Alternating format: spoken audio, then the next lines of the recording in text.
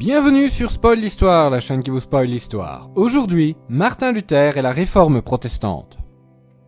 Martin Luther, né le 10 novembre 1483, fils de Hans et Margaret, c'est au sein du Saint-Empire germanique qu'il voit le jour, plus précisément à Eisleben.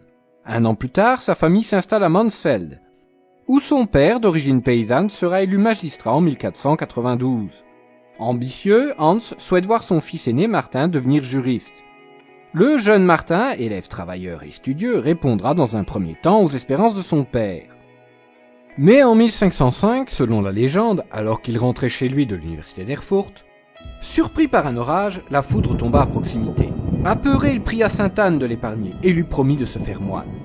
Et il tint cette promesse, et ce en allant à l'encontre des souhaits de son père. Il quitte donc l'université pour rejoindre le couvent des Augustins. 2 ans plus tard, il est ordonné prêtre en la cathédrale d'Erfurt, avant d'être envoyé étudier la théologie à l'université de Wittenberg, où il enseignera par la suite. Professeur de théologie, prédicateur, vicaire provincial de Saxe, Martin Luther est maintenant plus que bien intégré au sein du clergé de l'Église catholique romaine.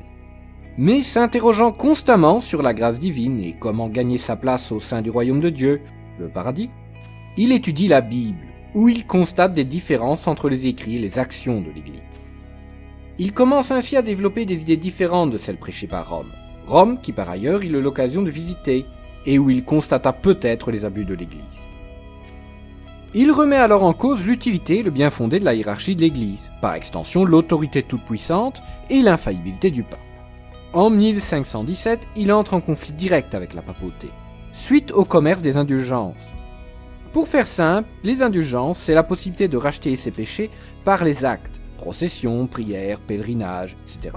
Ou encore par espèces sonnantes et trébuchantes. En gros, acheter sa place au paradis, comme on achèterait une place de cinéma aujourd'hui.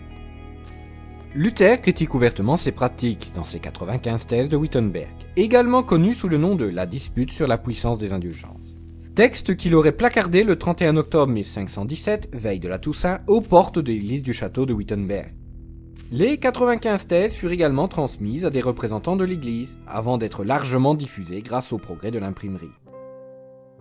C'est le début de la réforme protestante. Dans un premier temps, le but est de ramener l'Église dans le droit chemin, de la réformer de l'intérieur, d'où le nom de réforme.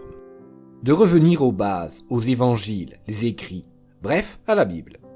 Luther souhaite ouvrir le dialogue avec l'Église, dans l'espoir de la voir revenir à un christianisme plus proche de ses origines.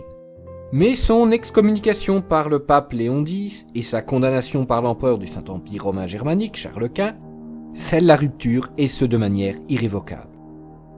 Excommunié et mis au banc de l'Empire, Luther n'a d'autre choix que de s'exiler, de se cacher.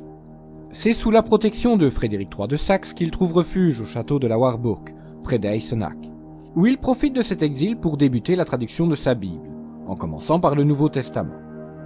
Bientôt la réforme se propage et le Saint-Empire et l'Église se retrouvent divisés. D'un côté les conservateurs catholiques et de l'autre les protestants. Le mouvement se propagera également au-delà de l'Empire et se divisera en plusieurs courants tels que le luthéranisme, le calvinisme, l'anglicanisme et bien d'autres. Ce n'est pas la première fois que l'Église connaît de telles divisions. Déjà en 1054, la chrétienté s'était divisée entre catholiques et orthodoxes. Cette nouvelle division générera bien évidemment son lot de violence entre catholiques et protestants. Tout se sent versé au nom d'un seul et même Dieu. Quel dommage.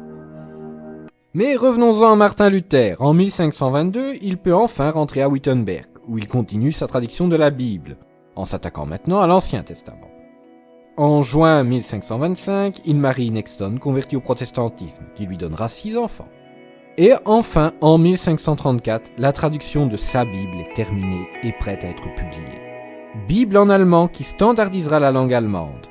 Il continuera par la suite à écrire et à lutter contre la papauté et l'Église catholique. Église qui, pour tenter d'endiguer l'expansion du protestantisme, organisera une contre-réforme, sous l'impulsion du Concile de Trente. Finalement, le 18 février 1546, alors qu'il se trouvait à Eisleben, ville qu'il l'avait vu naître 62 ans plus tôt, Martin Luther rend son âme à Dieu, pendant que le protestantisme, lui, continue son chemin. Merci d'avoir suivi cette vidéo. Si ça vous a plu, laissez un pouce vers le haut, commentez, abonnez-vous et rejoignez-moi sur les réseaux sociaux. A bientôt sur Spoil l'Histoire.